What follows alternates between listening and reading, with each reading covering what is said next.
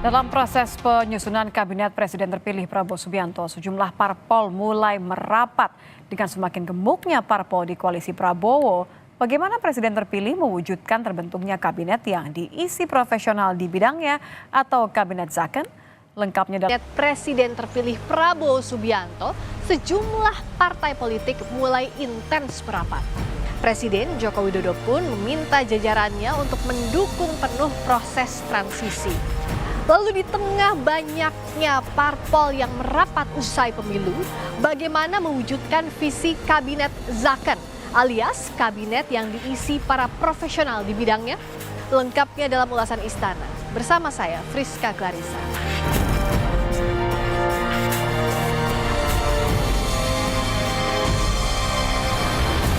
Jelang sebulan pelantikan Presiden dan Wapres terpilih, Presiden ke-6 RI Susilo Bambang Yudhoyono menyambangi kediaman Presiden terpilih Prabowo Subianto di Kertanegara, Jakarta Selatan, Kamis siang.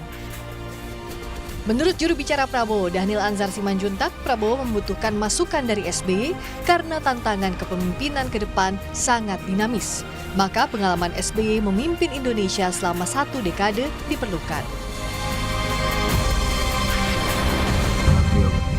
Berdiskusi sangat intens dan selama ini juga sangat intens. Pak Prabowo juga sering berkomunikasi dengan Pak SBY untuk memastikan kepemimpinan Pak Prabowo nanti itu bisa melanjutkan legasi-legasi, selain legasi Pak Jokowi juga legasi yang sudah dan pernah dibuat oleh Pak SBY.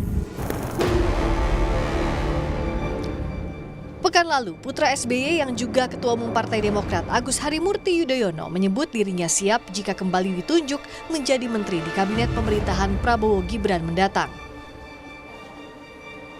Kami tentunya berharap dapat menjadi bagian juga dalam mengawal pemerintahan ke depan, dan ini juga yang diharapkan dan ditugaskan oleh beliau kepada kami, keluarga besar Partai Demokrat termasuk saya sendiri tentu harus siap menjalankan tugas apapun yang diberikan oleh beliau, karena bagi kami menjalankan peran pemerintahan di tingkat nasional ini merupakan sebuah amanah dan juga harus kita pertanggungjawabkan dengan sebaik-baiknya. Jadi tentunya kita semua harus siap dan siap untuk menjadi bagian super tim yang akan beliau bentuk 5 tahun ke depan.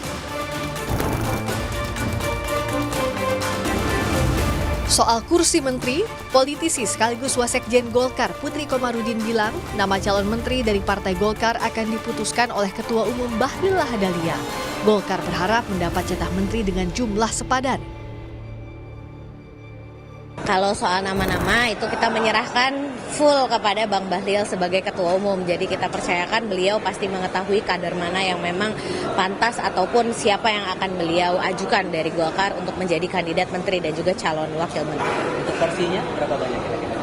Kalau porsinya tentu kita berharap ya pasti lebih banyak daripada apa yang Golkar dapatkan hari ini. Tapi kan tentu itu hak prerogatif Presiden untuk berapa jumlah yang akan diberikan kepada Partai Golkar. Namun kami mempunyai komitmen yang sama, kita akan terus mendukung pemerintahan Pak Prabowo Mas Gibran sampai akhir.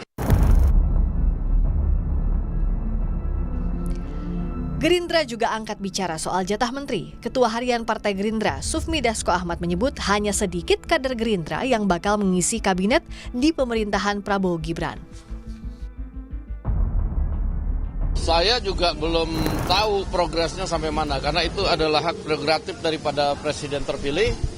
Nah, beliau pada saat ini memang berkonsentrasi untuk menuntaskan nomenklatur, menuntaskan jumlah, dan menuntaskan kriteria yang akan mengisi kabinet yang akan datang. Demikian. Kalau dari Gerindra sudah ada nama-namanya, tapi mohon maaf belum bisa dipublikasi. Berapa banyak dari Gerindra? Ya dari Gerindra sedikit lah, sedikit nggak banyak. Sedikitnya Tapi ya kan itu dinamis, masih dalam penggodokan. Demikian. Presiden terpilih Prabowo Subianto menyebut akan membentuk kabinet yang diisi profesional di bidangnya atau Zaken Kabinet. Prabowo sempat membocorkan siapa saja yang akan mengisi kabinet pemerintahan yang mendatang.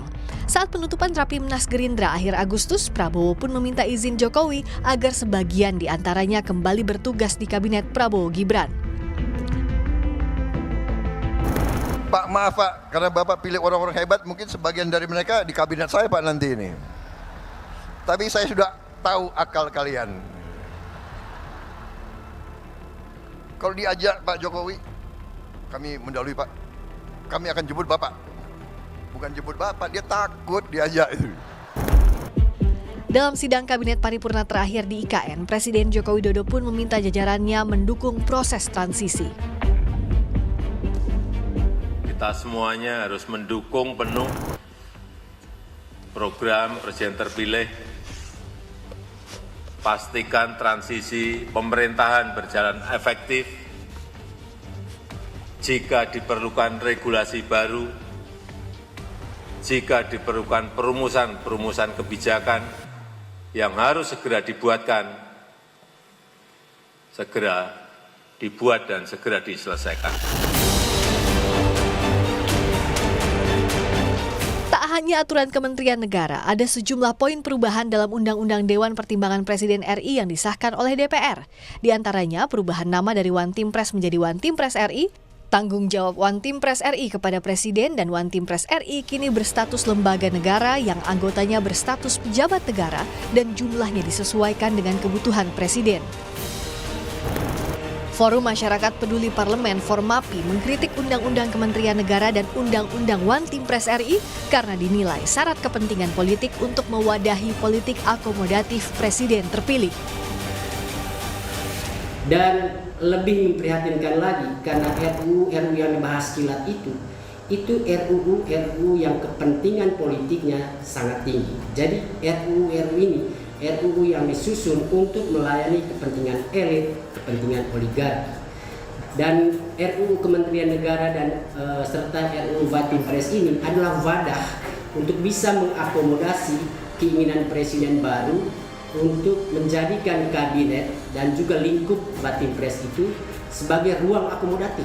Komposisi menteri di kabinet jadi sepenuhnya kewenangan Presiden terpilih sebagai pemegang hak prerogatif.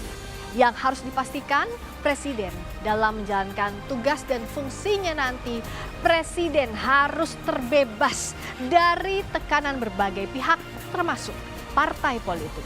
Friska Clarissa, Gania Febrian, Kompas TV, Jakarta.